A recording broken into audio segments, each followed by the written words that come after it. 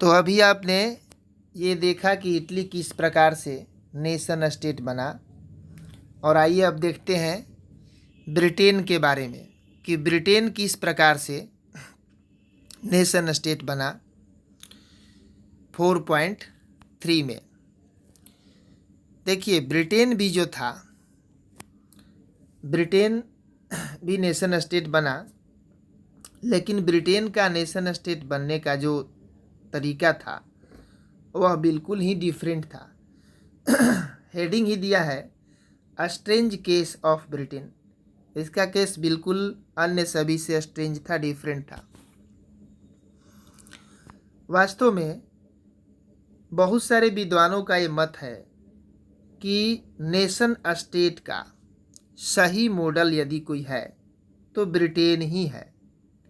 ऐसा कुछ विद्वानों ने तर्क दिया है। तो ब्रिटेन में जो नेशन स्टेट का फॉर्मेशन हुआ वह किसी भी अचानक से होने वाली क्रांति का परिणाम नहीं था। वास्तव में यह लंबे समय से चली आ रही प्रक्रिया का परिणाम था। अब देखिए, यहाँ ये बता रहा है कि पहले यानी 18th सेंचुरी से पहले ब्रिटेन नाम का कोई देश था ही नहीं। पहले इनकी पहचान कैसे थी? तो लोगों की पहचान जो थी, यहाँ रहने वाले निवासियों की पहचान ब्रिटिश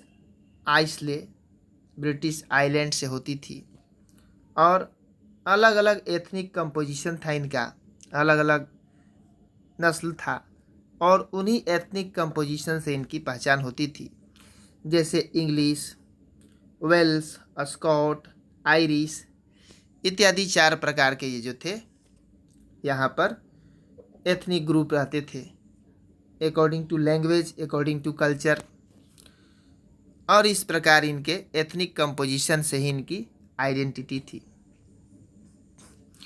ये सभी जो ग्रुप थे इनका अपना अपना अलग कल्चर था और अलग पॉलिटिकल ट्रेडिशन भी था, राजनीतिक तौर तरीका भी, प्रशासन भी अलग तरीके से सभी चलाते थे। लेकिन इसमें जो इंग्लिश नेशन था, जो इंग्लिश वाले नेशन था, वह धीरे धीरे क्या हुआ कि उसके पास धन आ गया, उसका महत्व भी बढ़ गया और वो शक्तिशाली भी हो गया। तो इसने जब ये धनी हो गया, जब इसका महत्व बढ़ा और शक्तिशाली हो गया, तो इसने अपने प्रभाव को बढ़ाना शुरू कर दिया दूसरे जो आइलैंड्स थे उनके ऊपर, यानी उनके ऊपर धाक जमाने लगा और उन्हें प्रभावित करने लगा, अपना वहाँ प्रभाव जमाना शुरू किया। जो इंग्लिश पार्लियामेंट थी उसने मोनार्क का पावर को सीज कर लिया 1688 में। कुछ कन्फ्लिक्ट हुआ, विवाद हुआ, और उसके बाद कोई वहाँ नियम था और उस नियम के तहत सीज करके और नेशन स्टेट का फॉर्मेशन कर दिया, और इसके सेंटर में इंग्लैंड रहा और नेशन स्टेट, राष्ट्र राज्य उसको घोषित कर दिया। अब देखिए, एक नियम की चर्चा है यहाँ पर, एक्ट ऑफ यूनियन 1707। यह नियम इंग्लैंड और स्कॉटलैंड के बीच एक तरह से समझौता हुआ, और इंग्लैंड और स्कॉटलैंड दोनों अब मर्ज हो गए एक ही में, और अब ये जो नेशन फर्म हुआ दोनों को मर्ज करके, उसका नाम रखा गया United kingdom of great Britain. United kingdom of great Britain. अब इसका मतलब सीधा ये था कि वहाँ पर इफेक्ट तो इंग्लैंड का ही पड़ने वाला था, और इंग्लैंड ने ही अपना प्रभाव जमाना शुरू किया स्कॉटलैंड के ऊपर। कहने का मतलब है कि जो ब्रिटिश पार्लियामेंट था उसी का डोमिनेशन रहा, उसी की प्रधानता रही, और इंग्लिश मेंबर्स ही वहाँ उनकी प्रधानता रही। यानी पॉलिटिकल डोमिनेंस इंग्लैंड का ही रहा, वही राजनीतिक रूप से उस पर अपना प्रभाव जमाना शुरू किया स्कॉटलैंड के ऊपर। अब यदि ब्रिटिश आइडेंटिटी का ग्रोथ हुआ, इंग्लैंड की ही पहचान बढ़ी उन क्षेत्रों में, स्कॉटलैंड के एरियाज़ में भी और इंग्लैंड के एरियाज़ में भी, तो इसका मतलब साफ था कि उसका कल्चर तो अब लुप्त होने वाला था। उसके कल्चर और उसका पॉलिटिकल इंस्टीट्यूशंस जो भी थे, राजनीतिक संगठन, वो सब कुछ सप्रेस्ड कर दिए गए एकदम सिस्टमेटिकली तरीक़ा से, बिल्कुल नियम कानून के तरीक़ा से उन सभी को दबाकर ख़त्म कर दिया गया। न तो उनका कल्चर का चिन्ह और न ही उनका राजनीतिक कोई भी संगठन बचा। यानी पूरे का पूरा इंग्लैंड का ही प्रभुत्व वहाँ पर स्थापित हो गया। अब जो भी कैथलिक लोग थे जो कि स्कॉटलैंड में स्कॉटिश हाईलैंड्स, वहाँ पहाड़ी क्षेत्र है, और उधर रहते थे, उन्हें भी बहुत ही दमन का सामना करना पड़ा। जब उन लोगों ने आज़ाद होने का प्रयास किया, तो जब आज़ाद होने के लिए प्रयास किए, बल लगाए, तो उन्हें भी दमन का सामना करना पड़ा, बहुत ही उन्हें दबाया गया। अब ये जो स्कॉटिश हाईलैंडर्स थे, उनको दबाकर उनका जो भाषा था, गैलिक लैंग्वेज को छोड़ने को कहा गया,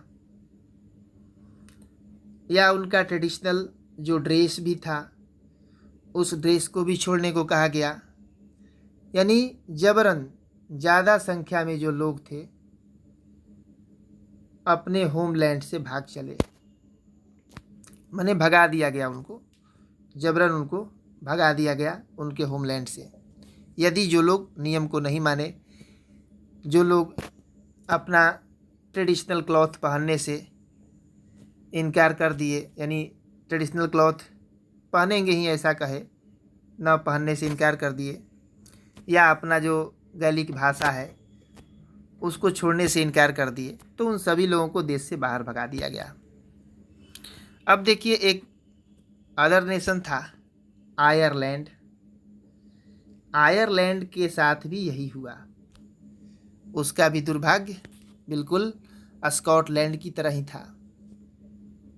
यह जो देश था, यह बहुत गहरी तरीके से कैथलिक्स एंड प्रोटेस्टेंट्स में बटा हुआ था। These are the two parts of Christian. तो पहले से ही एक तरह से मनभेद कहिए और डिवाइडेड थे लोग, दो तरह के लोग थे वहाँ पर।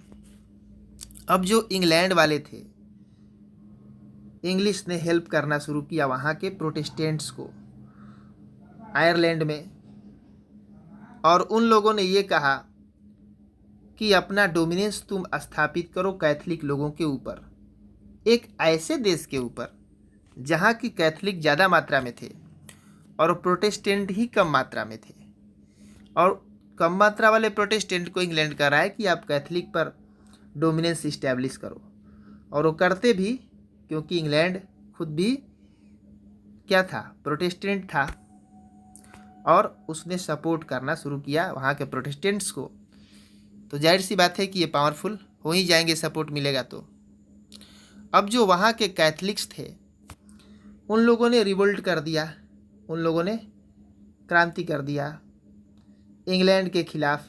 इंग्लैंड का जो डोमिनेंस था, प्रभाव था, उसके खिलाफ क्रांति किया, तो उनको सप्रेस भी कर दिया गया, दबा दिया गया बलपूर्वक। अब एक वहाँ पर व्यक्ति थे, वुल्फटोन उनका नाम था, उन्होंने भी रिवोल्ट किया, लेकिन उनका रिवोल्ट फेल हो गया,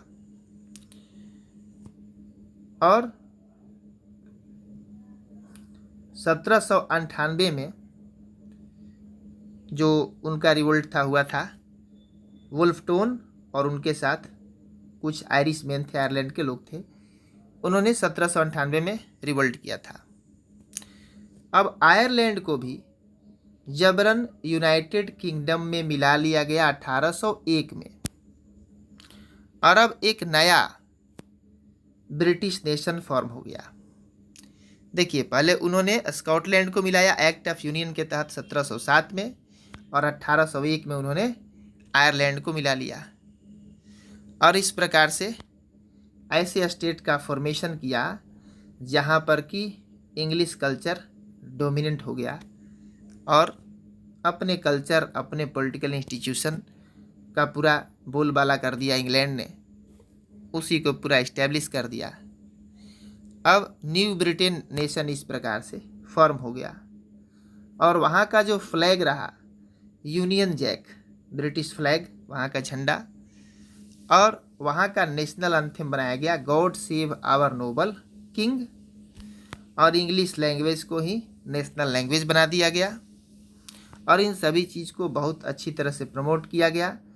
और जो भी पुराने देश थे, या तो उनका कल्चर, उनका पॉलिटिकल इंस्टीट्यूशन, उनका लैंग्वेज, इन सब चीज़ को एक तरह से दबाया गया, और वे एक तरह से सबऑर्डिनेट पार्टनर बनकर रह गए, इस यूनियन का सहयोगी एक तरह से बनकर रह गए, उनका कुछ भी चलने वाला नहीं था।